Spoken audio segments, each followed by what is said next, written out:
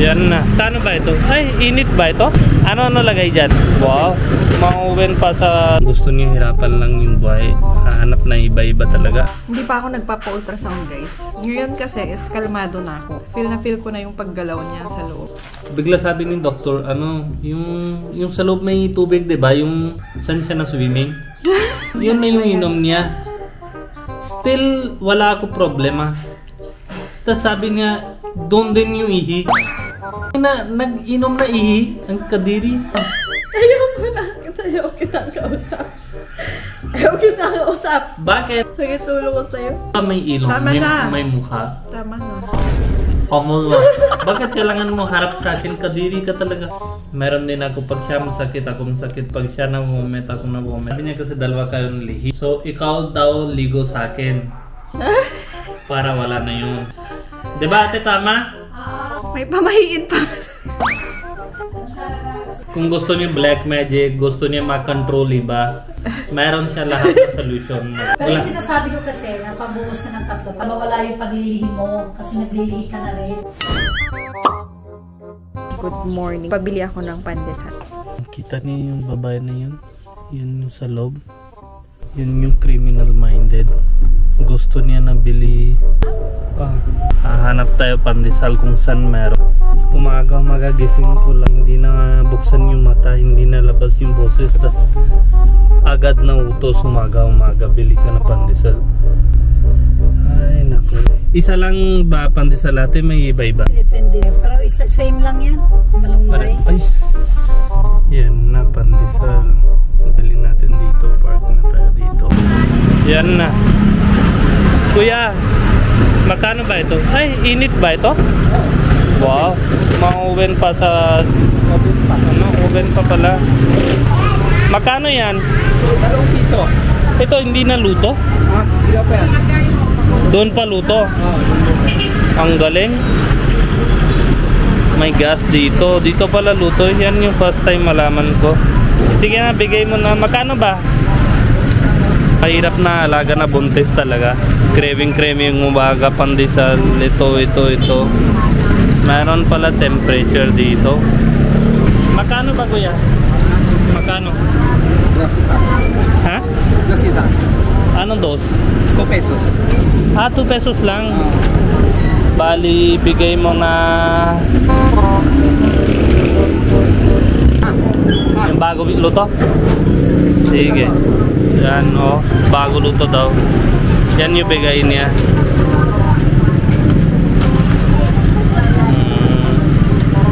Ano lagay dyan? Malunggay. May malunggay siya. Bigay mo na 15. Kuya, lagi ka ba dito tinda? Araw-araw. Yan sa 7-Eleven. Di paro. Meron talaga. Madami pala bili dito. Madami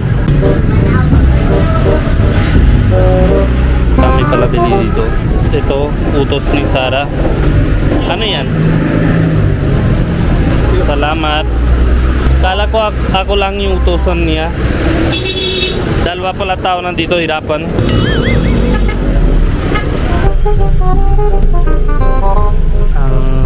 Hindi ko alam bakit may pila-pila. Bakit natin madaming pila dito?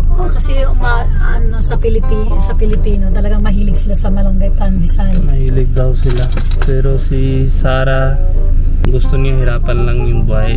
Hahanap na iba-iba talaga.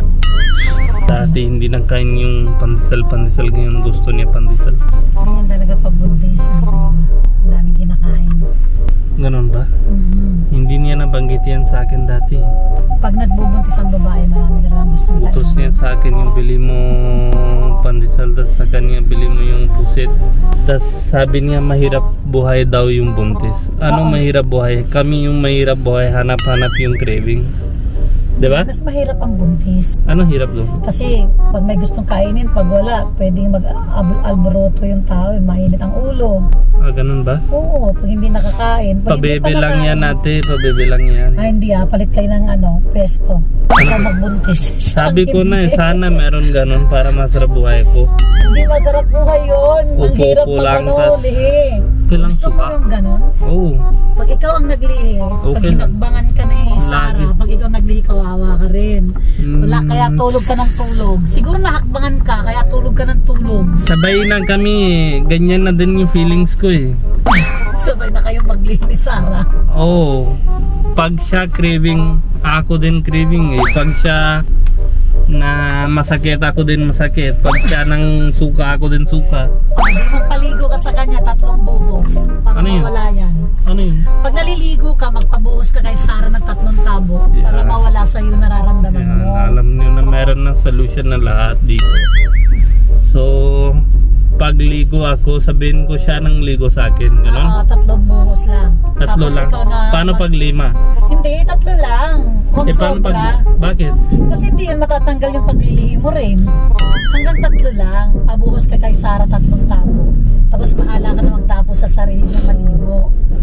Ngayon, pag meron ka problema, yung multo na asawa mo sa'yo na pasok, 3 buhos lang, labas na yung multo niya. Ganon ba? Oo, matanggal yung paglilihi niya. Paglilihi mo. So ganyan na. Since kami na, hindi ko nakita siya ng kakain na pandesal. Bahira lang, mga once or twice lang. Ewan ko saan galing yung pagbuntis na siya, saan galing yung Filipino feelings niya. Dati hindi siya mahilig talaga. Ngayon parang pili-pili siya. Ito hindi ko nang kain dati. Sige, yan muna. Tapos yung ito na pusit na hindi, wala na ito sa India na side namin. So tanggap ko na okay lang yung pusit kasi we don't have that. Kakain natin sa kanya para pagbalik kami sa India hindi na siya mga Kain ng pusit. hindi na siya hahanap na pusit. So pero yung ito pandesal luto ko din sa India eh. Hanggang ngayon tulog pa rin ako eh. Si ate gusto niya lakad dun. Sabi ko hindi na. Mas maganda kasi naglalakad. Wag mo na Exercise. gising. Hindi, wag mo na gising yung sarili ko kasi tulog ako ulit. Kasi once lakad na hindi nakatulog. Sabi sila pag may anak ka na kailangan mo bantay, kailangan mo gising-gising sa gabi, di ba? So pagod ka na sa umaga. Pero yung anak ko si Sarah na siya nang gising-gising gabi tapos kailangan ko gising din sabay. Tapos umaga na tulog. Alam ko na paano alaga na anak. Start na yung practice. Magpandesal tayo ngayon. Wala kaming palaman kasi nung umalis kami papuntang India, pinagtatapon na ni Baljit yung mga palaman. May atsara na eh. Atsara, pandesal. Atsara daw ng India. Yung spicy na. Masarap na kahit walang palaman. Oo, masarap pero gusto ko din may palaman. Meron dito Masarap almond. yung init. Masarap yung mainit. Kahit walang palaman, no? Kanina init yung lupa eh. Ba't mainit? Pero malamig na yun. Bakit? Kasi inutusan. Ginising ko siya ng Alam mo maaga yun, kasi... hindi nagising yung sarili ko as of now. Ginising ko siya ng maaga guys kasi baka papandesal doon. Wala Hindi na. umaga. 6:30 Nagmabike ako siya. punta sa gym. Kasi nakabike yung nagpapandesal doon. 'Di ba nakabike yung motor? Oo. Baka lumipat siya ng pwesto. Every morning siya nag-quest. Kita ko may oven pala sa ano? Sa ano niya, cart Oven niya. ba yun? Oo. Ay, yung parang heater lang. Oven na working sa gas. Madaming bili doon. Sarap ng pandesal. Kung matagal ka nang hindi nakakain. Sabi ko na hindi na kami bila lang kain ito dati. Pero ganyan lang craving niya kasi now she have license to molest us. Galing ito sa plain strawberry jam. Inuwi ni Baljit. Nagay niya sa bag ko. Ganyan yun kasi yung meal na bibigay nila kung hindi mo kuha tapon nila sa basura. It's Tapon better ba? than... Tapon ba or Oo. ano? Bigay sa iba? Hindi kasi lahat ng lagay tayo sa basurahan, di ba? Yung bibigay nila kasama yung bag, doon papasok kayo. Pero mas masarap yung luto ko sa India, di ba? Hindi, masarap to. Masarap to. Yan lang reason na hindi siya tanggap kasi masarap din ito. Mas masarap without jam. Hindi pa ako nagpapa-ultrasound, guys. Ano pa? Hindi naman ako masyadong nagmamadali. Madami pang time. Gusto ko muna magstay sa bahay. Ngayon kasi is kalmado na ako. Feel na feel ko na yung paggalaw niya sa loob. Yung baby. Everyday tanong ko kung gilaw ba siya. Tanong ng tanong si Baljit Pagpasok ko kung sa bahay, yung first question, gilaw siya? Anong oras? aabahan niya kung gumagalaw na. Kasi gusto niyang hawakan. Eh, hindi na gumagalaw pag ano eh. Pag ako ng ganun, parang feel siya na safe, tulog na siya. Feel. Sa'yo lang, hindi siya feel safe. So, masarap, Sabi mo na yung really isang masarap. araw, ihi. Na-question ako doon ng, di ba sabi niya may placenta. Di ba? Doon yung connected bata. Doon yung galing yung nutrients. Satisfied na ako doon. Sabi ko, so siguro start na siya kain or inom pag malabas na. Habang hindi siya labas, yung connected siya sa placenta, yung wire, anong tawag yun? Umbilical cord. Umbilical cord. Doon yung kuha niya na nutrients para hindi siya gutom. Parang 'di ba pag masakit ka, lagay nila yung bigla sabi ni doktor, yung sa loob may tubig, 'di ba? Yung saan siya na swimming? Yung 'di ba tubig na doon siya sa loob o gets ka na nila, alam yun na yung inom niya. Still wala ako problema. Tapos sabi niya, doon din yung ihi. Nag-inom na ihi ang kadiri. Malinis yun. Ano malinis ha? Ikaw ihi ka, malinis yun? Sterile yun. Ha? Okay Sterile lang, baka ako din inom na pang bata. Oo. Ako din inom. Anong akala mo? Exempted ka? Anong klase system na yan? Siyempre kain ka. Diba yung dati kinakain niya balota sa akin, now I feel na bakit siya ang baho. Diba? Siguro ihi din na sa loob na yung chick. Ano ba? So sinasabi mong mabaho yung anak mo? Baka. Means natural process na para sa lahat na yan eh. It's just curiousness ko. How come na fish ba siya ng ganun inom tas breathe sa loob? Ano? Ang sabi mo? Ayaw kitang kausap. Ayaw kitang kausap. Bakit? Nagitulong ko sa'yo. May ilong, Tama na. may mukha. Tama na. Kamul. Bakit kailangan mo harap sa akin? Kadiri ka talaga. Ayan na yung Listen. Hindi, ito na guys. Isa yung last pagkain pa. niya. Kain na si Bunny ha. Kain ka na asawa. Last question. Okay na yun. Last question na. Dito siya connected. Dito. Saan siya ihi? Ate, yung ketchup daw. Sa rep. Question na ako. Dito ba siya ihi? Hindi, sa po or sa tit. God need a engineer like me para papalit niyo yung system konti. O sige, paano system gusto mo? Yung hindi ihi sa loob, lagyan natin extra drainage, parang aircon, di ba? Labas na yung tubig sa labas. Mas okay yun. At least, develop na yung mga organs na sa loob. Properly working talaga. Sabi ko, meron din ako craving. Katulad sa kanya. Meron din ako, pag siya masakit, ako masakit. Pag siya na-vomit, ako na-vomit. Sabi niya kasi dalawa kayong lihi. So, ikaw daw ligo sa akin. Para wala na yun. Diba ate, tama? May pamahiin pa. Kung gusto niya black magic, gusto niya makontrol iba, meron siya lahat ng solution na dito. At ano daw probinsya mo, sabi nila? Bohol. Bohol. Taga Ate, Bohol. dito ka na. Anong what? Black magic. Tapunta ka na sa black magic. Gusto ko control siya. Kung ano sabi ko siya, sunod siya. Hindi yan. Hindi yan ang magic. Wala daw. Pero yung sinasabi ko kasi, na pagbuhos ka ng 3, mawala yung paglilihi mo. Kasi naglilihi ka na rin. 3 tabo, buhusan mo siya. 3 tabo. Bakit 3 lang? Tipid ka sa tubig eh. Hindi ka pwede sobra-sobra. Kasi hindi rin matatanggal yun. 3 buhos ka ha? Tapos Sarah, wag mo na siyang hahakbangan para hindi rin siya nahihirapan. Ano yun? Nakaran daw kita. Siguro habang tulog naglakad ako sa'yo. Lagi ka naglakad sa taas ko eh. Hindi naman. Ano hindi naman? Sarah, lagi mo ko sinasabi dyan. Sakit pa ako sa veterans. Kilala ka nila. Nanonood ba sila? Ha? Nanonood sila? Oo, pinagtatawanan nila ako dun sa unang vlog kasi hindi naman may budget yung tonto sa pangalan ko. Sigat ka na eh. At yung sinakyan ko na single kagabi. Kilala na daw si Ate Marites sa barangay na. Sinakyan ko na. Ako yung sikat. Tabi-tabi lang siya. Huwag mong siya sikat. Hindi na pala sila sa kakamura. Expression niya na yung magmura. Hindi na niya mapigilan eh. Bakit kasi tinuro kayo sa kanya? Hindi ko Dami siya turo sa akin. Iba pa. Hindi, ginagaya niya si Duterte dati eh. Hanggang ngayon, hindi niya natanggal. Oo, Ayun. bad words yun eh. Hindi ko na matanggal. Gusto ko nang tanggal. Sabi ni Ira, Mama, laging bad words yung nasabi niya. Huwag na yung bad words. Sabi ni Ira? Oh. Ano siya? Tulong. Labas sabihin ko. Kasi nagbati sa isa sa tita ni Sarah, di ba? Bawal doon bad words. Oo. Kaya hindi, sabi Ba't niyo turo ako? Ano, hindi kita tinuruan?